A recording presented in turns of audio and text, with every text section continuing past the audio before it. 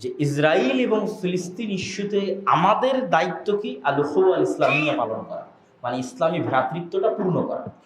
এই ইসলামী ভ্রাতৃত্বের পথে সবচেয়ে বড় বাধা হচ্ছে ওয়াতানিয়া, জাতীয়তাবাদ, ন্যাশনালিজম। ইকবাল তার এক কবিতার মধ্যে তুলে ধরেছেন যে ইনসারে খুদাও মে বড়া সবসে ওয়াতান হ্যায়, যে নতুন যুগের আজরেরা যারা মূর্তি বানায়, এই যুগের আজরেরা একটা নতুন মূর্তি বানিয়েছে, সেই মূর্তির নাম হচ্ছে ন্যাশনালিজম, জাতীয়তাবাদ। ইসকা যে পায়রাহান হ্যায় ও মাযহাব কা কাফন হ্যায়। এই জাতীয়তাবাদের যেটা জামা কাপড়, এই জামা কাপড়টা ইসলামের কাফন, এবং এটা 100% সত্য। জাতীয়তাবাদে পারস্পরিক ভ্রাতৃত্ব নির্ধারিত হবে দেশের উপর ভিত্তি করে। এই Bangladeshi, Pakistani, Indian, Saudi, Kuwaiti, Qatari, ফিলিস্তিনি। তখন কিভাবে নির্ধারিত হবে যে ফিলিস্তিনে মারা যাচ্ছে ফিলিস্তিনি না মুসলমান ভাই? ফিলিস্তিনি। এই জন্য বাংলাদেশের কোনো দায়িত্ব নাই, পাকিস্তানের কোনো দায়িত্ব নাই, কুয়েতি, সৌদি, কাতারির কোনো দায়িত্ব নাই, কেননা ওখানে মারা যাচ্ছে ফিলিস্তিনি। এটা হচ্ছে জাহেলিয়াত, এটা হচ্ছে মাযহাব, মানে ইসলামের কাফন। এটা একটা নতুন মূর্তি যার পূজা করতেছে মুসলমানরা সারা পৃথিবীতে। এইটা রাসূল সাল্লাল্লাহু আলাইহি ওয়াসাল্লাম প্রতিষ্ঠিত করেননি। রাসূল সাল্লাল্লাহু আলাইহি ওয়াসাল্লাম প্রতিষ্ঠিত করেছেন আল-উখুওয়া আল-ইসলামিয়া, ইসলামী ভ্রাতৃত্ব। তাহলে আমাদের অবস্থান হবে কি? সেখানে মুসলমানেরা মাজলুম, অত্যাচারিত, আমাদের সাধ্য অনুযায়ী তাদের জন্য দোয়া করা, সহযোগিতার সাধ্যের মধ্যে কোনো পথ থাকলে সেই পথ অনুযায়ী সহযোগিতা করা। তাদের উপর অন্য কোনো মন্তব্য করে তাদের চাইতে যারা বড় জুলুম করতেছে তাদেরকে জাস্টিফাই করা কখনোই উচিত হবে না, কখনোই না। এটাই হচ্ছে নিম্ন অন্তরের পরিচয়, ন্যারো মাইন্ডের পরিচয়।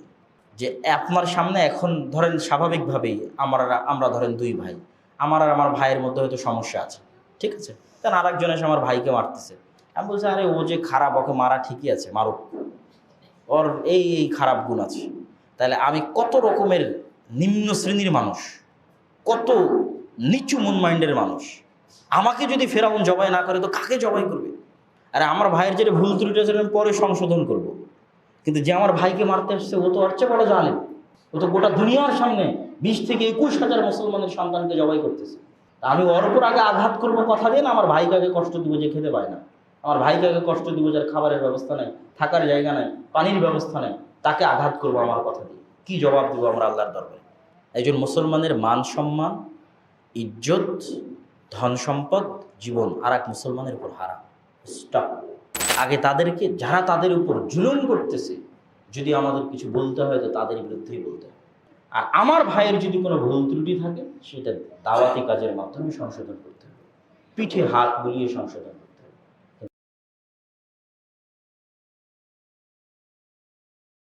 ফিলিস্তিনের মানুষদের প্রতি যে জুলুম হচ্ছে, পৃথিবীর ইতিহাসের সবচেয়ে বড় বর্বরতার সাক্ষী হচ্ছে যে ফিলিস্তিনের নিরীহ মানুষগুলো, আমার মুসলিম ভাই বোনগুলো, দিনকে দিন মাসকে মাস এই পৃথিবীর যারা নিজেদেরকে সভ্য দাবি করে, এই সভ্য নামধারী অসভ্যরা এই বর্বরতা দেখেও তাদের মুখে, তাদের চোখে, তাদের কানে যেন কুলুপ দিয়ে তারা আছে, তারা যেন কিছুই দেখতে পাচ্ছে না। এই মানুষগুলোই আবার আমাদেরকে মানবতার সবক সকাল বিকাল দেয়। যারা আমাদেরকে সকাল বিকাল মানবতার সবক দেয়, সেই সভ্যতার ভেগধারী অসভ্যদের মুখোশ আমাদের সামনে ফিলিস্তিন ইস্যু এসে দিনের আলোর মতো উন্মোচন করে দিয়েছে, এবং সেই সাথে মুসলিম নামধারী মুনাফিকদের মুখোশ উন্মোচন করে দিয়েছে। সম্মানিত ভাইরা আমার, এই ইস্যুতে আমাদের প্রত্যেকের অনেক করণীয় আছে, বহু করণীয় আছে। আল্লাহ তাআলা আপনাকে জিজ্ঞাসা করবেন না তুমি কেন তোমার ক্ষমতা দিয়ে সেখানে তাদেরকে দখলদার মুক্ত করো নাই। আল্লাহ তাআলা জিজ্ঞাসা করবেন না, কারণ আপনার সেই ক্ষমতা নেই। কিন্তু আপনার যেই ক্ষমতা আছে সেই ক্ষমতার ব্যবহার কতটুকু করেছেন, এর জন্য আল্লাহর কাছে জবাবদিহি করতে হবে। কি ক্ষমতা আছে? আমাদের অনেক কিছু করার আছে। নাম্বার 1, আমি শুধু কয়েকটা আইডিয়া শেয়ার করতে পারি, আরো বহু আইডিয়া থাকতে পারে, আরো 10টা 20টা আইডিয়া থাকতে পারে। এই আইডিয়াগুলো একত্র করা দরকার এবং এগুলো পরস্পরের মধ্যে শেয়ার করা দরকার।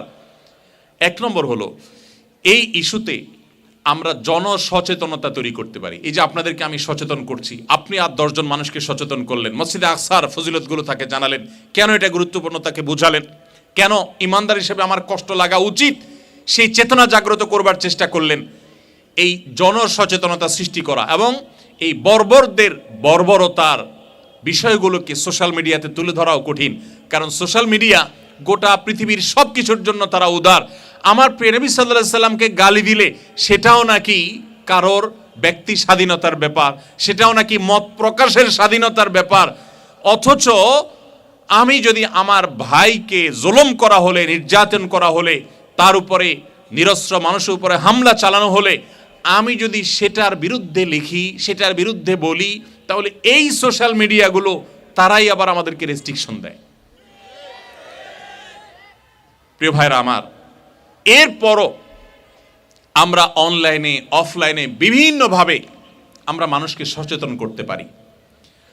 সত্যি বলতে বাংলাদেশি মানুষ হিসাবে আমি খুব লজ্জিত এই একটা ইস্যুতে এসে, এবং গত প্রায় 2.5-3 মাস পর্যন্ত আমি প্রায় বিছানায় শোয়া ছিলাম, হসপিটালে ছিলাম, অসুস্থ ছিলাম, যার কারণে আমার আক্ষেপ হয়েছে এবং এখনো যে কিছু করতে পারিনি তার জন্য আক্ষেপ হয়েছে। মুসলিম তো বটেই, অমুসলিম দেশগুলো, পৃথিবীর অনেক অমুসলিম দেশ আছে যেই দেশগুলো এই ফিলিস্তিন ইস্যুতে মাজলুম ফিলিস্তিনিদের পক্ষে দাঁড়িয়েছে। আমি কিছুদিন আগে জাপান গিয়েছি, সেখানে সাধারণত সাধারণ মানুষ আমাদের দেশের মতো জনসমাবেশ করে, মিছিল করে, পথঘাট বন্ধ করে কোনো আন্দোলন সচরাচর তারা করে না। তাদের সব আন্দোলনগুলোই প্রায় তারা রাস্তার পাশে কোনো ফেস্টুন, কোনো পোস্টার নিয়ে দাঁড়িয়ে থেকে প্রতিবাদ করে, এই টাইপের আন্দোলন তারা করে। সেই জাপানের মতো জায়গায় হাজার হাজার মানুষ রাস্তায় বের হয়ে এই ফিলিস্তিন ইস্যুতে মাজলুম মুসলমানদের পক্ষে দাঁড়িয়ে কথা বলেছে। পৃথিবীর বহু দেশ। আফসোসের বিষয় হলো আমার প্রিয় বাংলাদেশ থেকে উল্লেখ করার মতো, আঙ্গুল দিয়ে দেখাবার মতো একটি কোনো প্রতিবাদমূলক, একটি কোনো বড় আয়োজন আমার চোখে অন্তত পড়েনি। আমি নিজেও এর জন্য দায়ী এবং এর জন্য অপরাধ বোধ আমাকে কুরে কুরে খাচ্ছে। যে রক্তে রঞ্জিত এই শিশু, ছটপট করা এই শিশু, বোমার আঘাতে ক্ষতবিক্ষত হয়ে যাওয়া এই বাচ্চা, এই অসুস্থ মানুষ, এই মানুষগুলো কিয়ামতের ময়দানে যদি আমাদের বিরুদ্ধে আল্লাহর কাছে নালিশ করে যে আল্লাহ, এ লোকগুলো নিজেদেরকে মুসলমান দাবি করে কিন্তু আমাদের এই কষ্টে তাদের ন্যূনতম দায়িত্বটুকুও তারা পালন করে নাই, সেদিন কি জবাব দেওয়ার থাকবে আমার একমাত্র আল্লাহই ভালো জানেন। সম্মানিত ভাইয়েরা আমার, এই জন্য সচেতনতা সৃষ্টি করা, আমার জায়গায় আমার সাধ্য অনুযায়ী প্রতিবাদ করা, অন্যায়ের বিরুদ্ধে কথা বলা, তাদের উপরে প্রেসার ক্রিয়েট করা, এই সক্ষমতা তো আমার ছিল। আমি শান্তিপূর্ণভাবে আমার জায়গা থেকে প্রতিবাদ করে, তীব্র প্রতিবাদ করে আমার বার্তাটা তো পৌঁছে দিতে পারতাম। আপনারা জানেন পৃথিবীর বিভিন্ন দেশের মানুষের প্রতিবাদের মুখে নানাভাবে আজকে এই অভিশপ্ত দখলদারেরা, ইহুদিরা, তারা কোণঠাসা হয়ে আছে, তাদের মিত্ররা কোণঠাসা হয়ে আছে। আর এটাকে যদি আমরা আরো শক্তিশালীভাবে করতে পারতাম, সবাই যদি এখানে সামিল হতে পারতাম, হয়তোবা তাদের উপর এটা আরো অনেক বড় প্রেসার হয়ে যেত এবং তারা যতটুকু এই যে কয়দিন আগে যে যুদ্ধবিরতি তারা দিয়েছে, এটা আরো আগে দিতে বাধ্য হতো, আরো বেশি সময় ধরে যুদ্ধবিরতি তারা করতে বাধ্য হতো। এরকম হয়তো আরো অনেক কিছু হতে পারতো যদি আমরা আমাদের দায়িত্ব পালন করতাম। কিন্তু আমরা প্রত্যেকটা মানুষ মনে করি দিন শেষে আমি তো ভালো আছি, আমার বাচ্চাটাকে নিয়ে বাসায় আমি তো আনন্দ ফুর্তি করছি, আমার ভাই সেখানে কি করছে, আমার বোনদের সাথে কি হচ্ছে। সেখানে হসপিটালে পর্যন্ত বোমা হামলা করা হয়েছে, সেখানে বিদ্যুৎ বন্ধ করে হসপিটালের রোগীদের পর্যন্ত শেষ করে দেওয়া হচ্ছে। আমাদের দেশে এক শ্রেণীর বুদ্ধিজীবী নামক ভণ্ড দেখবেন, যারা পৃথিবীর কোনো দেশের মেয়েদের পড়ালেখা যদি করতে কোনো প্রকার সমস্যা হয় অথবা সমস্যা হয়নি, এ ব্যাপারে কোনো কথা উঠেছে, তো তখন নারীর অধিকার নিয়ে তারা চিৎকার করতে থাকে, নারীকে পড়তে দিতে হবে। ভালো কথা, নারীকে পড়তে দিতে ইসলাম নিষেধ করে না, সেটা ভিন্ন আলাপ। কিন্তু হাজার হাজার গর্ভবতী নারী ফিলিস্তিনে চিকিৎসার অভাবে তারা যে হসপিটালের বেডে কাতরিয়েছে এবং কষ্ট পেয়েছে, অনেকে মারা গেছে, তাদের ব্যাপারে এই ভণ্ড বুদ্ধিজীবীদের তেমন কোনো উসফুস আমরা দেখিনি। সময়ে সময়ে এদের ভণ্ডামি, এদের প্রতারণা, এদের প্রবঞ্চনা, এগুলোর মুখোশগুলো আমাদের সামনে সরে যায়, উন্মোচিত হয়ে যায় এবং তাদের আসল চেহারাটা আমাদের সামনে বেরিয়ে আসে। সময়ত উপস্থিতি, তাহলে আমাদের অনেক করণীয় ভিতরে একটি করণীয় হলো আমরা সচেতনতা সৃষ্টি করতে পারতাম। আমরা কয়দিন এটার উপর আমরা রাস্তাঘাটে বেরিয়ে সমাজের সাধারণ মানুষকে আমরা বোঝানোর চেষ্টা করেছি। আপনার হাতে মাহফিলের মাইক নেই, আপনার হাতে মিডিয়ার ক্যামেরা নেই, কিন্তু আল্লাহ তাআলা আপনাকে একটা জুবান দিয়েছেন, আপনাকে একটা বিবেক দিয়েছেন। আপনি এটা ব্যয় করে কয়জন মানুষকে সচেতন করেছেন, কয়জন মানুষকে সতর্ক করেছেন? আসুন ভাই, আপনি কি জানেন এই ফিলিস্তিনে যে মুসলমানদের উপরে যে বর্বরতম হামলা নির্যাতন চালানো হচ্ছে, স্টিম রোলার চালানো হচ্ছে নির্যাতনের, এই সম্পর্কে আপনি কতটুকু জানেন? কি পরিমাণ মানবতা সেখানে বিপর্যস্ত হচ্ছে, ভুলুণ্ঠিত হচ্ছে, আপনি কতটুকু জানেন? এবং যে মানুষগুলোকে আপনি সভ্য জানেন, ভদ্র জানেন, পৃথিবীর সবচাইতে মডেল রাষ্ট্র জানেন, এক্ষেত্রে তাদের দায়িত্বশীলহীনতা কতটুকু, তাদের এক্ষেত্রে ইনভলভেশন কতটুকু, এ সম্পর্কে আপনি কয়টা মানুষকে বোঝাবার চেষ্টা করেছেন? সময়ত উপস্থিতি, বেশিরভাগ মানুষই আমরা আমাদের দায়িত্ব পালন করি নাই। মসজিদে, প্রত্যেকটা মসজিদে কুনুতে নাজেলা হওয়া দরকার, তখনও ছিল, এখনো আছে। বাংলাদেশের হাজার হাজার মসজিদ, হাতে গোনা কিছু মসজিদ বাদ দিলে বেশিরভাগ মসজিদে কুনুতে নাজেলা হয় নাই। আমরা জানিও না কুনুতে নাজেলা কি। আমার প্রিয় নবী সাল্লাল্লাহু আলাইহি সাল্লাম মুসলমানদের এরকম জাতীয় কোনো সমস্যা, কোনো সংকট, কোনো দুর্যোগ, কোনো বিপদ, কোনো এরকম নির্যাতন হলে তিনি নামাজের মধ্যে আল্লাহ রাব্বুল আলামিনের কাছে কুনুতে নাজেলার মাধ্যমে বিশেষ দোয়া করতেন। এটা কয়টা মসজিদে হয়েছে? আমি মুসল্লি হিসেবে আমার ইমাম সাহেবকে বলেছি কিনা, আমার কমিটির লোকদেরকে বলেছি কিনা যে আমরা অন্তত আমাদের মসজিদ থেকে কুনুতে নাজেলা পড়ি, আমাদের মুসল্লিরা অন্তত সচেতন হোক, তারা অন্তত আল্লাহর কাছে চোখের পানি ফেলুক। আমার নিজের মায়ের পেটের ভাইটা যদি আজকে সেখানে থাকতো, সে যদি আজকে সেখানে আক্রমণের শিকার হতো, আমার হৃদয়ের অবস্থা কি হতো? এখন সে অবস্থা আমার মধ্যে আছে কিনা? যদি না থাকে, তাহলে আমার ঈমান নিয়ে নিজেকে প্রশ্ন করবার সময় এসে গেছে। সময়ত উপস্থিতি, অতএব সচেতনতা সৃষ্টি করার জন্য আমরা যদি প্রত্যেকটা মানুষ যার যার জায়গাতে কাজ করি, তাহলে অনেক কাজ হয়ে যাবে ইনশাআল্লাহ। দ্বিতীয়ত, তাদের যে সমস্ত পণ্য আছে, যেই পণ্যগুলো হয়তো আমার কাছে সফট ড্রিঙ্কসের বোতল মাত্র, বাস্তবে সেটা সফট ড্রিঙ্কসের বোতল না, বাস্তবে সেটা একটা বোমা। আপনি যেটা টাকা দিচ্ছেন সফট ড্রিঙ্কসের বিনিময়ে, এই টাকাটাই বোমা হয়ে ঘুরে ফিরে আমারই সেই নিরীহ মা বোনদের মাথার উপরে, বাচ্চাদের মাথার উপরে পড়ছে।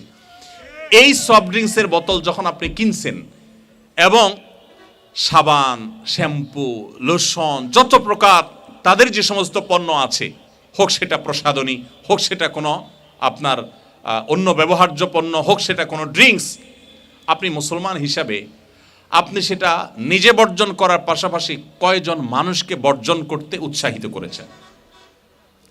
আমি তো আলহামদুলিল্লাহ সজ্ঞানে, জেনে শুনে, আল্লাহর ফজলে এদের কোনো পণ্য কোনো দিন আমি নিজের পকেটের টাকা, একটি টাকা খরচ করে কোনোদিন কিনি না। আমরা এত দুর্বল মুসলমান যে আমরা কোরআনের আয়াতের তেলাওয়াত শুনে অনেকে চোখের পানি ফেলে দেই, অথচ ইহুদিদের পণ্য, এই অভিশপ্তদের পণ্য, দখলদারদের পণ্য, মুসলমানদের রক্ত চোষা জালিম পৃথিবীর ইতিহাসে সবচেয়ে বড় সন্ত্রাসীদের পণ্য, এদের পণ্য আমরা টাকা দিয়ে কিনি। বিশেষ করে তারা যদি একটু অফার দিয়ে দেয়, তো আমরা লোভ সামলাতে পারি না। অফার যদি তারা একটার মূল্য দিয়ে যদি 10টা পণ্য আমাকে দেয়, সাথে 9টা যদি ফ্রিও দেয়, আমি আমার একটার মূল্য পর্যন্ত তাদেরকে দিতে পারি না। কি বলেন? দিতে পারি আমরা? শুধুমাত্র একটা কোম্পানি তাদেরকে বয়কট করার ফলে, মিডল ইস্ট সহ বিভিন্ন দেশে বয়কট করার ফলে তারা বিলিয়ন বিলিয়ন ডলার লসের মুখোমুখি হয়েছে সামান্য কয়েকদিনের মধ্যে। তুরস্ক থেকে আসা আমার 2 বন্ধু, তারা বললেন, কয়েকটা ব্র্যান্ডের নাম নিয়ে বললেন, অমুক অমুক কফি শপ, অমুক অমুক দোকান মাছি মারে গোটা তুরস্কে, কোনো মানুষ সেগুলোতে প্রবেশ করে না, এবং কেউ যদি প্রবেশ করে তো আশপাশের সমস্ত মানুষ ঘৃণা ভরে থুতু ফেলে নিচে।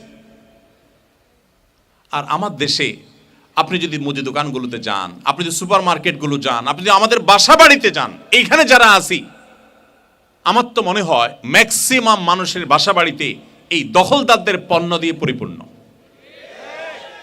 কি দায়িত্ব আপনি পালন করেছেন? কিয়ামতের ময়দানে কি জবাবদিহি করবেন আল্লাহর কাছে?